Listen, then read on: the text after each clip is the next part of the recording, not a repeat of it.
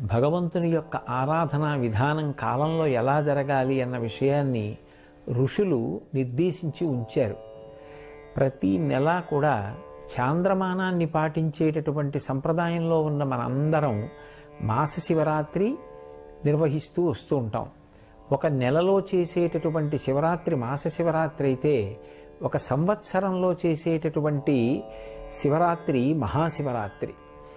ప్రతి నెల కూడా కృష్ణపక్షంలో అమావాస్య తిథికి ముందు వచ్చేటటువంటి చతుర్దశి రాత్రి అంటే అర్ధరాత్రి వరకు పరివ్యాప్తమైతే దాన్ని మాస శివరాత్రి అని పిలుస్తారు. అదే ఒక్క మాఘమాసం దగ్గరికి వచ్చేటప్పటికి మాఘమాసంలో వచ్చేటటువంటి అమావాస్య తిథికి ముందు ఉండేటటువంటి చతుర్దశి అర్ధరాత్రి పరివ్యాప్తమైతే దానిని మహాశివరాత్రి అని పిలుస్తారు. ఇవి రెండు రాత్రి సంబంధంగా ఉంటాయి. కారణం